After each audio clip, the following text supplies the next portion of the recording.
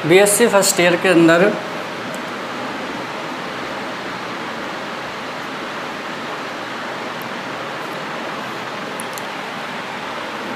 Reaction intermediate चल रहे हैं हमारे।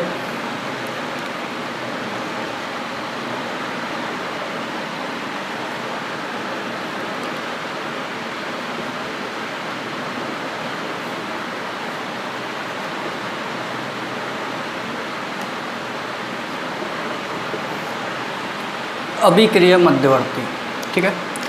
तो लास्ट वीडियो के अंदर हमने जो है कार्बीन अभिक्रिया मध्यवर्ती किया है, जो कि इम्पोर्टेंट होता है और वो दो अवस्थाओं में होता है, एक तो सिंगलेट और एक होता है ट्रिपलेट।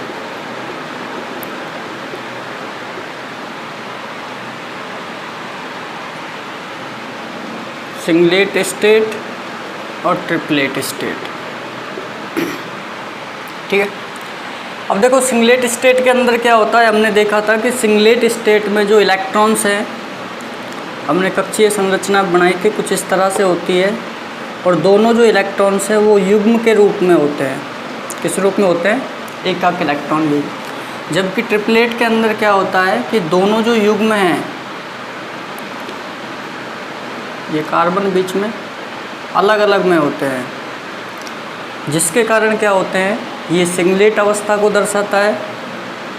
2s+1 से निकालते हैं तो s यहाँ पर क्या है, हमारा 0 है, तो ये सिंगलेट आ जाएगा। और इधर भी 2s+1 से निकालेंगे तो यहाँ पर 3 आएगा और यहाँ पर 0, यानी कि s = 0 वैल्यू रखेंगे तो 2 × 0 + 1, ये 0 हो जाएगा, 1 बचेगा तो यहाँ 1 आएगा। और इधर क्या आएगा, यहाँ पर s = क्या है, 1 है, प्लस का 1, तो यहाँ पर 2 × 1 + 1, तो ये 3 हो जाएगा, ठीक है। हमने देखा था संकरण भी दोनों का अलग अलग होता है। इसका संकरण जो होता है 2 + 1 3 sp2 होता है, जबकि इसका जो संकरण होता है 2 + 0 = sp होता है। ये भी हमने सब देखा था। उसके बाद इम्पोर्टेंट बात मैंने ये बताई थी आपको कि ये जो सिंगलेट स्टेट होती है कार्बीन की,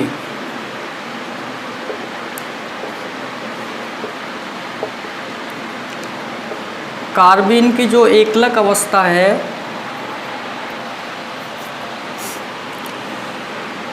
इस एकलक अवस्था में या एकलक अवस्था के द्वारा प्रतिदीप्ति उत्पन्न की जाती है। प्रतिदीप्ति उत्पन्न की जाती है, जबकि इसके द्वारा स्फुरदीप्ति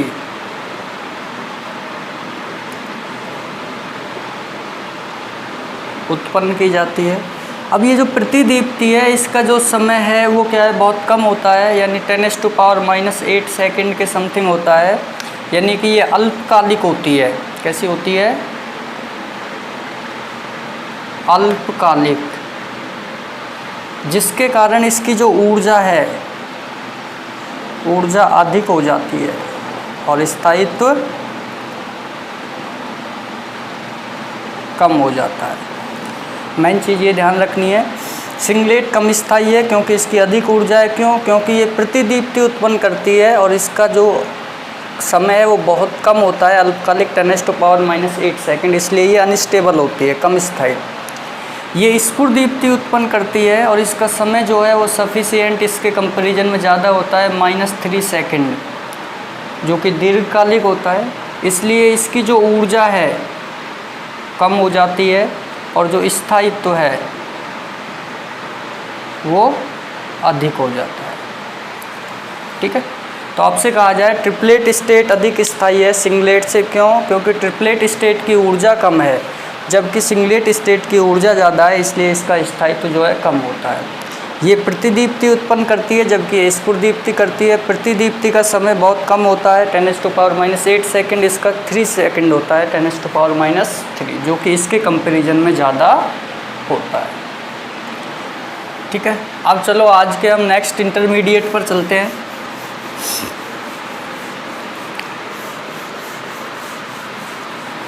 और आज का हमारा मध्यवर्ती है reaction intermediate नाइट्रीन।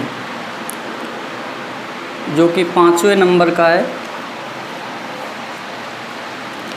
Free radical, cation, anion, carbene, हाँ 5वां ही है, नाइट्रेन।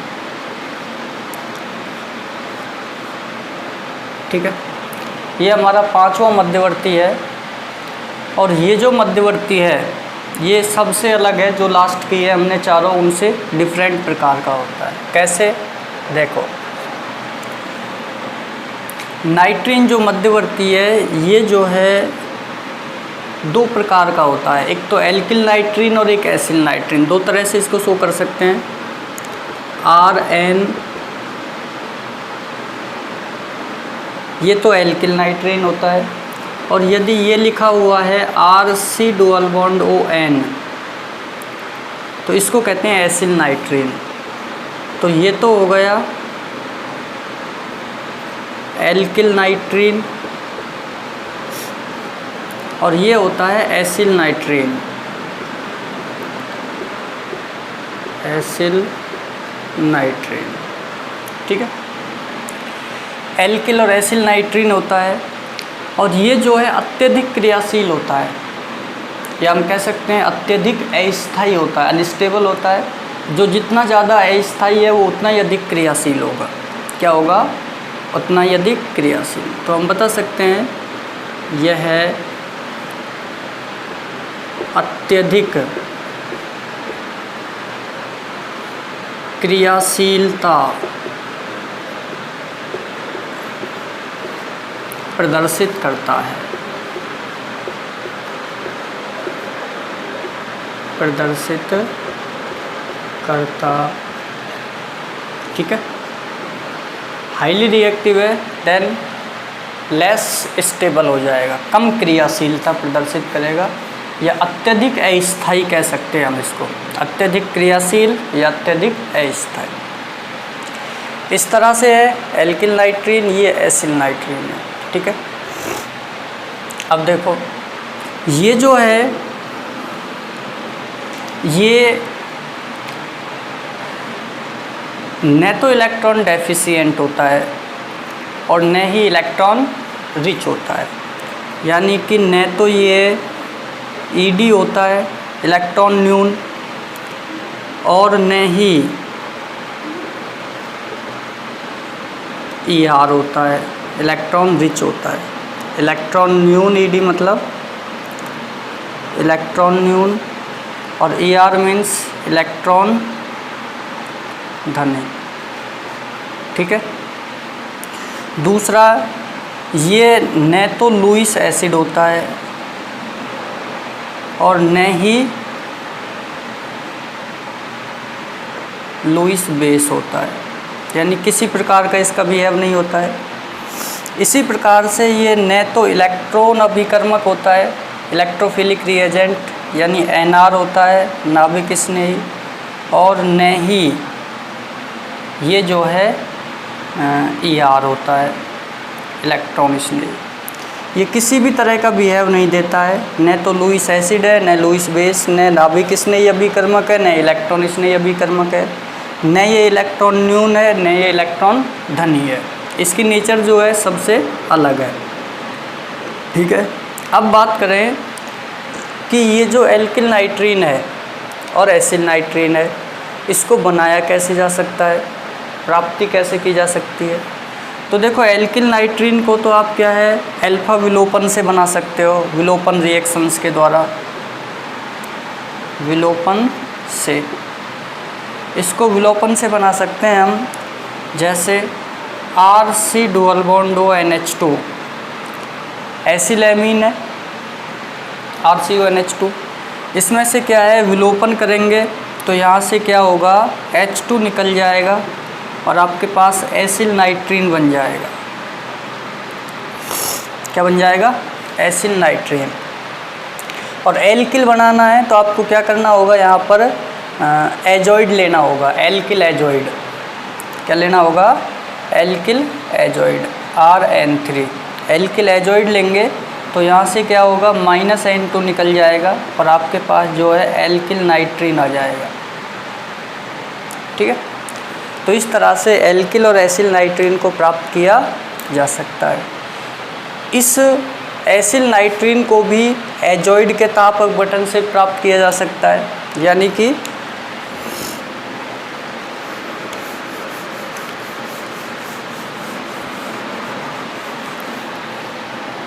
हम ये कहें ताप अपघटन से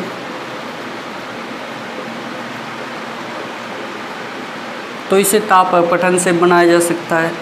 जैसे आपने एसिल एजॉइड ले लिया RCON3, वो एल्किल एजॉइड है, ये एसिल एजॉइड है। तो एसिल एजॉइड लेंगे तो एसिल नाइट्रीन बन जाएगा। क्या हो जाएगा? -N2 RC dual bond ON, ये एसिल एजॉइड बन गया, एसिल नाइट्रीन। ठीक है, तो इस तरह से नाइट्रीन मध्यवर्ती को बनाया जा सकता है। दो प्रकार के होते हैं ये, एक तो एल्किल नाइट्रीन और एक एसिल नाइट्रीन। ठीक है, तो विलोपन से हम एसिल और इसको बना सकते हैं, N2 रिमूव हो जाएगा। ये अपघटन से है, ये वाला एसिल एजॉइड के अपघटन से।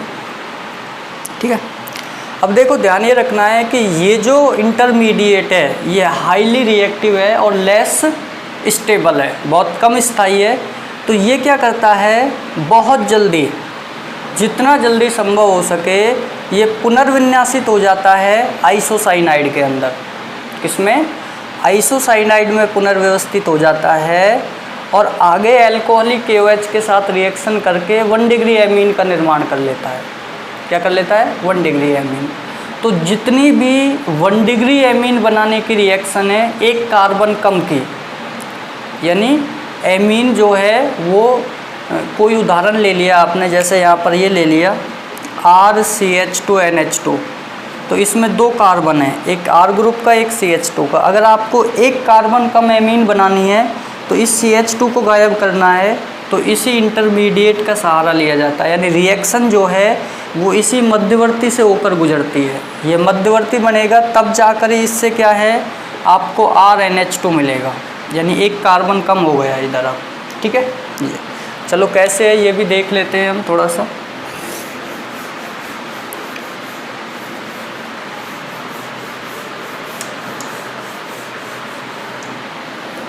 देखो जैसे हमने ये लिया RC dual bond ONH2, RCONH2, ये क्या है? एसिल समूह है और NH2 जुड़ा हुआ है तो एसिल एमाइड लिया हुआ है। ठीक है, अब एसिल एमाइड से एल्केन एमाइड,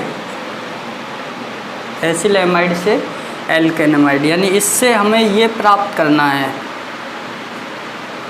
तो हम देखते हैं ये जो मध्यवर्ती है क्या इससे ये प्राप्त होने के बीच में कहीं आता है।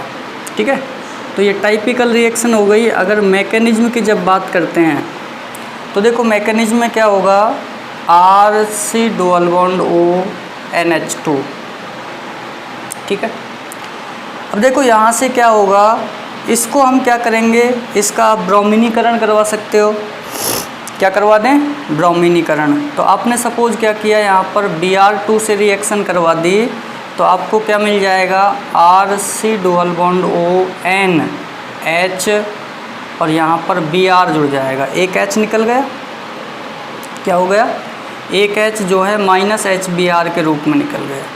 अब देखो फिर से आप क्या करोगे, इसको गर्म करोगे तो इसको हीट करेंगे तो क्या होगा, ये HBr फिर से निकल जाएगा। क्या होगा?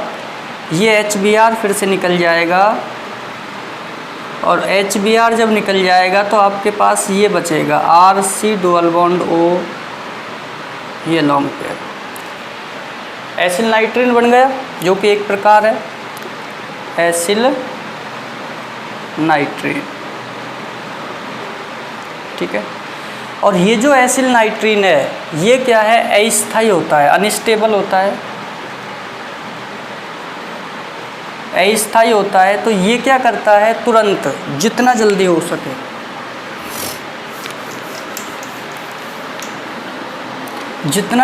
सके ये R ग्रुप जो है यहाँ से इधर शिफ्ट हो जाता है, यानी N के साथ जुड़ जाता है। ठीक है, तो ये क्या करेगा, इस तरह से चेंज हो जाएगा, N double bond C double bond O, isocyanide alkyl isocyanide में कन्वर्ट हो जाता है। ये क्या बन गया हमारा, आइसोसाइनाइड, और ये क्या हुआ है, पुनर्व्यवस्थित हुआ है।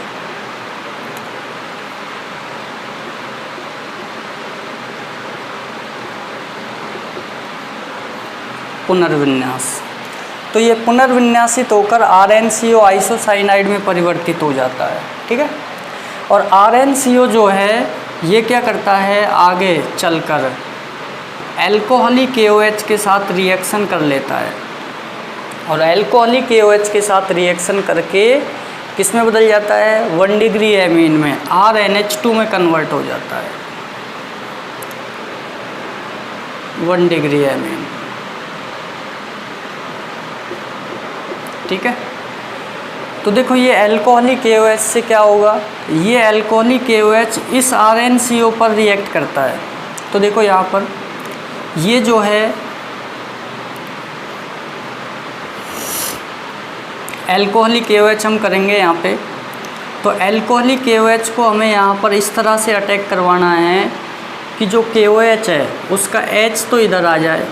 तो 2 चाहिए हमको, तो ऊपर नीचे लगा दिए मैंने। उसके बाद इधर की तरफ जो है ये ऑक्सीजन और ये K, ठीक है, और इधर भी ऑक्सीजन और ये K। ठीक, तो ये क्या होगा, बॉन्ड यहाँ से टूटता है ये वाला, तो इधर क्या बच गया इस पोर्शन में, RnH2 जो कि उत्पाद बन गया। इधर क्या बच गया, 2 पोटेशियम 1 कार्बन और 3 ऑक्सीजन, तो माइनस हो जाएगा K2CO3 पोटेशियम कार्बोनेट, क्या निकल जाएगा, पोटेशियम कार्बोनेट। तो इस तरह से जो है नाइट्रीन मध्यवर्ती के द्वारा एक कार्बन कम एमीन को प्राप्त किया जाता है, यानी जितनी भी जो नेम रिएक्शंस हैं नाइट्रीन 1 डिग्री एमीन प्राप्त करने की, एक कार्बन अधिक से, वो सारी नाइट्रीन मध्यवर्ती के द्वारा गुजरती हैं। ये हमारे यहाँ पर नाइट्रीन मध्यवर्ती बना है, इसके द्वारा संपन्न होते हैं।